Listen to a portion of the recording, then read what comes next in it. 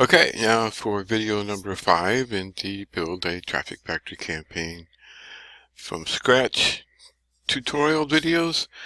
We left off with the last one. We have defined our categories, our tag page titles by combining two of the random keywords that we're using for the project, enabled interlinking other resources for additional links on the pages, which we'll see when we deploy it, and our silo structure is set up. So we're going to go into markup here. And the first thing that we're going to do is we're going to look at our Dublin Core schema. Now, just quickly, Dublin Core schema is a older standard of schema that is more flexible than some of the newer types of schema markup. So, for example, if we go into local business, we have schema for multiple types of businesses, local businesses, and multiple subcategories of local businesses. So when we're building something like an affiliate project, typically we're going to be targeting a larger area or a larger market than a local business or an event, or even a website really doesn't have that much to offer from the new schema standards. You can define yourself as a product, okay, or you can use schema for a product, but again, that's not that extensive as far as the information that you can put in with the schema that's built in the Traffic Factory. So we added Dublin Core because of the flexibility, and also because of the fact that it is a standard that was developed by Microsoft specifically for being its own search engine. So Dublin Core does double duty for us from what I've been able to determine in my testing, and that is that it makes it easier and faster for Bing to index your pages, because schema basically structures the information so that the search engines know exactly what they're looking at as a title. Creator, in this case, is a credit to the source of the information.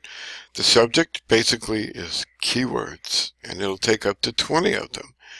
And as you can see, I haven't even used 20 of them in this particular for the words project, so we're going to change that to something quite a bit more dynamic. And that dynamic is going to be by using the random line, okay, insertion.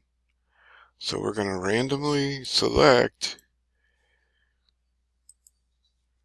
some keywords from our keyword file.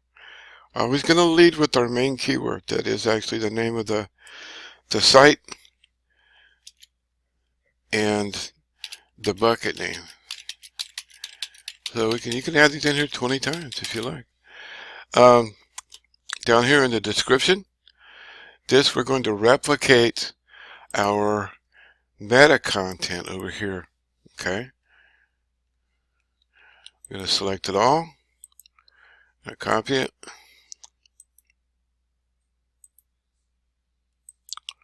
And we're just going to paste it in over here to the description area. Okay.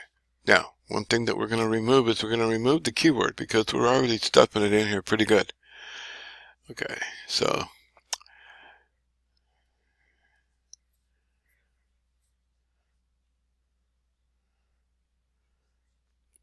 I would make this go faster if I could.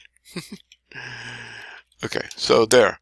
That's going to be our schema description, which is going to match our meta description, which matches our H1 tag, which pretty much gives us the best chance to have this snippet be what is displayed in the search engine results. So, because that's what we're trying to do. We're trying to control that when we can. We're using KWP big up here. This is our KWP raw file. Want to make sure that there is no there is a hyphen in there, so I got to change that here real quick. This is well, right now it's 12 of 2019, so we'll change that. The type is text. These things don't normally change down here. Okay. So type is text, format is internet browser. The identifier is the actual bucket name on our cloud. Now, you have to deduce this particular piece of it here. Okay? This is going to be a constant for Azure. And this is going to be the name of your storage area on Azure. And then bucket name on Azure is going to be the container name. If we were going to be uploading this to S3, then we would embed here our S3, our S3 domain name. We'll give it a quick look here. Go back to Warts, go into our URLs, and, oh, please, give me a break.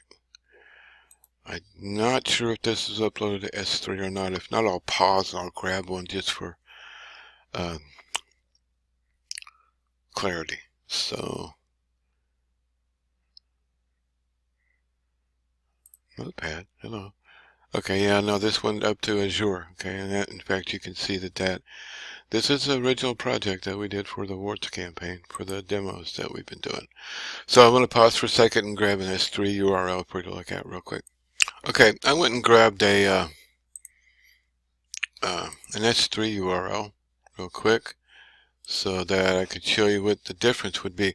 The difference would be is this portion of the source URL, if we were to upload this to S3, would look like this. Okay? Now I'll go ahead and do both of these because we probably will go ahead and upload this to S3 as part of this demonstration. So S3 Amazon.aws.com. Now that's a constant. The variable is here. Okay?